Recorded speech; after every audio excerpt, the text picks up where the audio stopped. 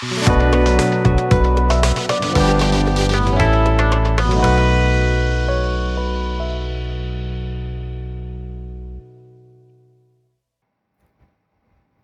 friends, today we will discuss section 41 and 42 of Indian Evidence Act. Section 41, I am reading. Please follow me with the book in your hand. Relevancy of certain judgments in probate etc. Jurisdiction. A final judgment, order or decree of a competent court in the exercise of probate, matrimonial, admiralty or insolvency jurisdiction, which confers upon or takes away from any person any legal character, which declares any person to be entitled to any such character or to be entitled to any specific thing, not as against any specific person, but absolutely is relevant when the existence of any such legal character or the title of any such person to any such thing is relevant. Such judgment, order or decree is conclusive proof that any legal character which it confers accrued at the time when such judgment, order or decree came into operation, that any legal character to which it declares any such person to be entitled accrued to that person at the time when such judgment, order or decree declares it to have accrued to that person, that any legal character which it takes away from any such person seized at the time from which such judgment, order or decree declared that it had seized or should seize, and that anything to which it declares any person to be so entitled was the property of that person at the time from which such judgment, order or decree declares that it had been or should be his property. A simple reading of the section. From a simple reading of the section, it is very difficult to understand the provision. Let me explain this section part by part. The first part is on your screen. Section 41 deals with number 1, relevant judgment of a competent court exercising probate, matrimonial, admiralty or insolvency jurisdiction. Next, number 2, the judgment confers upon or take away from any person any legal character or declare any person to be entitled to any such legal character. The judgment confers upon or take away from any person any legal character or declare any person to be entitled to any such legal character. And number 3, the judgment is conclusive proof of matters mentioned in number 1, means point number 1 of the slide. So, from this part of discussion, it is clear that to which matters section 41 deals with. Now, the next one. What is the principle for section 41 of the Evidence Act? Based on which principle this section has been enacted?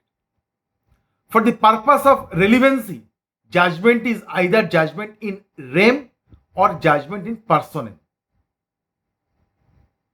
This section usually deals with judgment in rem. As a matter of principle, a person is not bound by any transaction to which he is not a party. Therefore, judgment between the parties is binding upon third party. Therefore, I am again reading. Therefore, judgment between the parties is binding upon third party. But section 41 is an exception to it. And the judgment which is in judgment in rem is admissible under this section. To attract section 41, judgment has to be pronounced mere pending of two proceedings, whether civil or criminal, however, by itself would not attract the provisions of section 41. Judgment will be pronounced. Pendency of the suit will not attract section 41. This is the basic principle behind the section 41. Now, a brief discussion is required about judgment in rem. What is judgment in rem? It means a judgment against the whole world. According to Taylor, a judgment in rem has been defined to be an adjudication pronounced as its name indeed denotes upon the status of some particular subject matter by a tribunal having competent authority for the purpose. A judgment in rem under this section is conclusive in a civil as well as in criminal proceedings. Both proceedings may run simultaneously. If the judgment of a civil court is not binding on a criminal court, a judgment of a criminal court is not to be binding in civil court. Such judgment is conclusive evidence for and against all persons. For and against all persons, whether parties, privies, or strangers of the matter actually decided. In section 41, judgments of courts exercising probate, matrimonial, admiralty, or insolvency jurisdiction are judgments in rem. So there are specific jurisdictions which are dealt in section 41. Now, a brief discussion on judgment in personam will also be helpful to understand the matter further better. It means a judgment between the parties in contract, tort, or crime. Judgment in personam binds the parties and their representative in interests. This sort of judgment is not relevant in any subsequent proceeding under section 41. So judgment in rem and judgment in personam is clear. Now, bindingness of judgment in rem. Under the provisions of section 41, bindingness of judgment in rem. The judgment in rem is conclusive proof of matters showing that first, it has conferred legal character.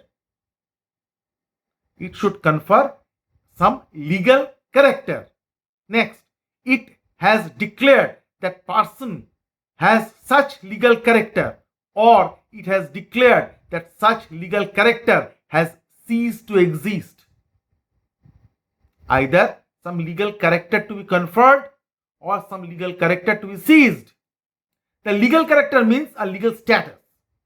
To say that a person is not a partner of a firm is not to declare his status or legal character. It is merely to declare his position with respect to the particular firm. Under section 41, a judgment in rem dealing with a legal character of a person can be pronounced by the courts exercising probate, matrimonial, admiralty, and insolvency jurisdiction. So jurisdiction is very specific. Only 4 types of jurisdictions are there, which are covered under section 41 of Evidence Act. Probate, matrimonial, admiralty, and insolvency jurisdiction. What is probate jurisdiction? It is on your screen. Probate jurisdiction means jurisdiction of a court under the Indian Succession Act 1925 in respect of testamentary and intestate matters. By exercising probate jurisdiction, the court can pronounce the genuineness of a will of a deceased person and grant letter of probate in favor of a person who may act for the deceased in execution of his will. A judgment by a probate is a judgment in rem. Its probate is a judgment in rem by which legal character of a person is granted. Legal character is granted. If a probate is granted, some legal character of the beneficiary is granted. The court must also satisfy its conscience before it passes an order. And a judgment of a court of probate is conclusive proof and is binding on the entire world. The grant of probate is the decree of a court which no other court can set aside except for fraud or want of jurisdiction. If the probate is obtained by fraud, it can be set aside. If there is want of jurisdiction, it can be set aside. Otherwise, it is in rem. It is binding on the entire world.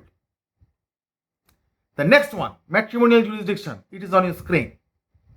A court having matrimonial jurisdiction can decide matrimonial causes under various acts. By virtue of this jurisdiction, the court can decide legal status of a person, whether he is married or she is a widow or divorcee. If in a divorce case filed by Mr. X against his wife, Mrs. Y, the court grants divorce, then the legal status of Mr. X and Mrs. Y is declared that they are, after that decree by the matrimonial court, by the concerned court, their status now declared in the entire world that their status is divorced. The judgment of a matrimonial court is judgment in rem and is admissible under section 41. A decree of nullity and divorce under the marriage law has the same effect. The next one, admiralty jurisdiction, on your screen. Admiralty jurisdiction is exercised by the High Court under the latest patent. The finding of a court of admiralty is judgment in rem. The admiralty court decides cases arising out of war claims. So, admiralty jurisdiction is clear. The last one, insolvency jurisdiction. A court having insolvency jurisdiction exercises its power under the Presidency Towns Insolvency Act 1909 and the Provisional Insolvency Act 1920.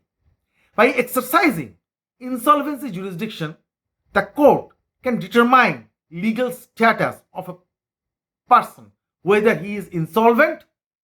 The status is declared whether he is insolvent or he is discharged from insolvency or annulment of his insolvency.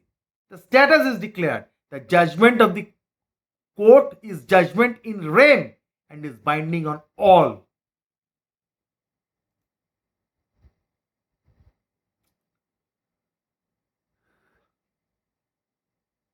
Next, section 42. Relevancy and effect of judgments, orders or decrees other than those mentioned in section 41. In section 41, 4 kinds of matters have been discussed. Judgment, order or decree by matrimonial court, admiralty court,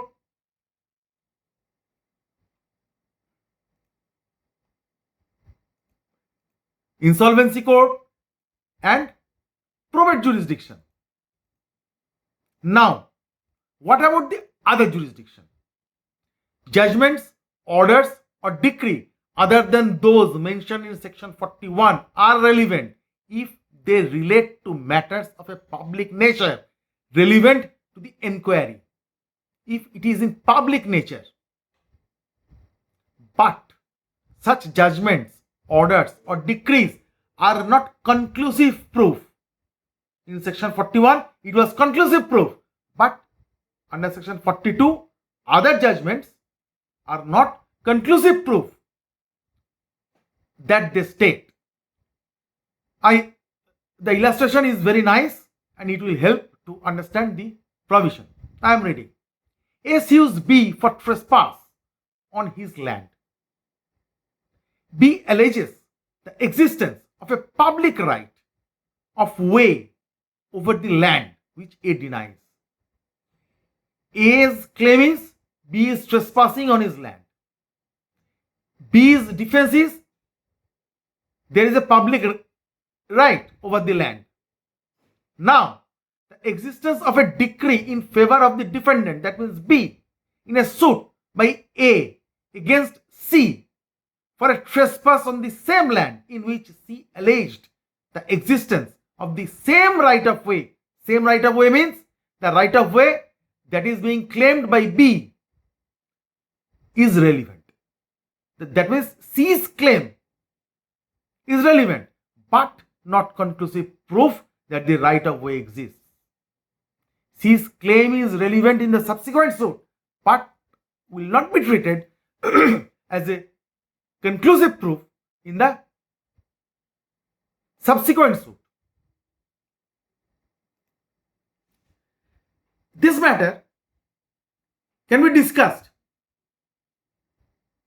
can be seen in this way, that judgments, it's on your screen, judgments neither inter partes nor judgments in rem is relevant under this section if they relate to matters of public nature or under inquiry. The right of way is in public nature. It's right of way for A over the A's land belongs to B, C, D, E, F and everyone. According to section 42 of the matters of public nature means matters affecting entire population or at least a large section of the population. It should be remembered that judgments relating to matters of public nature relevant under section 42 neither work as res judicata nor they are conclusive proof as judgment in rem. The claim of C in a previous suit that there is right of way for the public, it will, this claim, this thing will not act as a res judicata or it will not be a conclusive proof. They can be used as corroborating evidence. Note this thing. This can be treated, this can be used as corroborating evidence. Such evidence may not be between the same parties. The previous suit was between A and C and the subsequent suit is between A and B. The plaintiff is same but the defendants are different. Such evidence may not be between the same parties but they are related only to the matters of public nature relevant to the inquiry. The right of way is a question of involving public interest. It's public nature. It has public nature. The judgment of the Privy Council did not bind the plaintiff on the principle of res judicata. It was definitely a relevant circumstances to be taken note of because of what has been stated in section 42. So today I discussed section 41 and 42 and tried my level best to explain the two sections. I think I will be very happy if my discussion comes to any use of yours. I will be for you along with my next episode, next video. Till then, before leaving, I will request you to kindly subscribe and share the video if you think that my effort is useful for the junior lawyers and for the students. Thank you for watching this video. Stay blessed.